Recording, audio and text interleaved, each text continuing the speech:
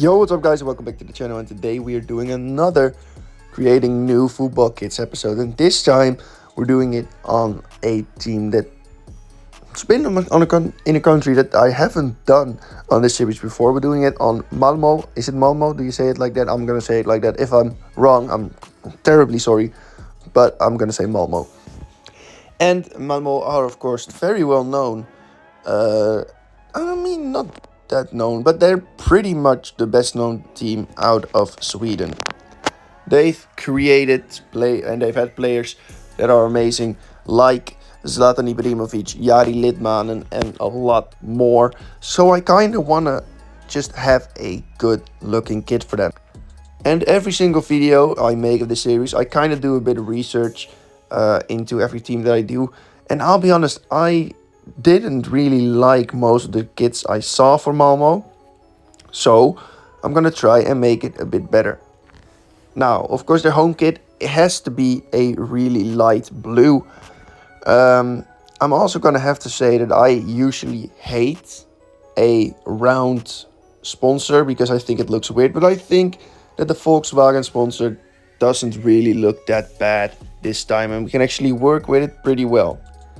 And now the first thing I wanted to do was kind of just have a gradient and a few stripes going down the shirts, but I just felt like that didn't really work. And also because they do have that in their actual shirt from this season, I decided to just not do that and just add a nice looking pattern on top of the kit, and basically just wait until the kit itself looked good. I then found this pattern, and I think I used this pattern like not a lot, but quite often I use this pattern, and I really like it. I think this pattern looks great. I then decided to just add a tiny little bit of blue detail on the sleeve cuffs and the collar, and that's how we ended up with this home kit, which I'll be honest, I really like. I just think it's a bit too dark. I should have made it a bit lighter, but I do really like this shirt and the kit itself, of course, but it's fine. It looks good.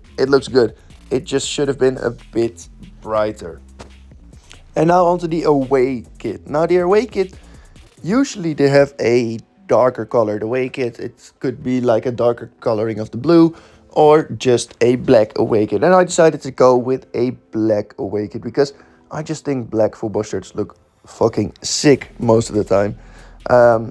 So yeah, I was gonna do a black shirt with a blue like highlights basically, but I don't know, it just looked a bit weird to me using the same color as the badge, because I couldn't find a outline version of the badge, so I couldn't really make the badge one color itself. I then kind of tried to go with the blackout kit style, but I decided, yeah, that's just too easy really. So I did just make the sponsor white onto the black shirt, and I then decided to just add the stripes that I wanted to add before, because I thought, you know what, it could actually work on the away kit. Now I did get this pattern and I immediately thought, wow, this is gonna be sick, and I basically just made that pattern go exactly across the stripes, that you had one of the blocks per stripe. And now, before we move on, I mean, you're still gonna watch the video, but if you want your team to be done in this series, please leave a comment down below and let me know what teams I should do, because this just shows that I will do every single team that just gets commented under my videos. Almost every single team. It has to be a team where I can actually find the logo of. So yeah, just let me know what you want me to do in the comments down below. And let's get back into the away kit. Now the away kit, I think, is coming really well. It's coming together really well. I think the white highlights work amazingly with this shirt. I then decided to also add a white stripe on top of the collar, what I usually do to make the color look insanely good. I did actually try to do the same thing that I did with the stripes on the shirt itself. I tried to add the same thing to the collar, but it just didn't really work out. I did try for a long ass time though, so yeah, we're gonna watch this for a while. But I think this shirt looks really cool so far. I think this is really good. Now, what we're gonna do is I'm gonna change the color a tiny bit before we move on. So like I said, I'm gonna make the stripe on top of the color white, and then I'm just gonna add the pattern itself, but I'm gonna do something different about it. So I have to put the opacity back up. Basically, you see that the pattern is actually good, like it looks good, it looks clean. I just thought there was something missing, so I decided to just add the exact same thing to the sleeve cuffs, and I think this looks fucking sick. And I also colored the socks in the same blue coloring that I used for the home kit. Now, this kit is insane and I love it. I genuinely really love this shirt. I think this is one of the best I've made in a while. So, hopefully we can do even better with the third kit. Now, the third kit I was just gonna make white with the light blue highlights.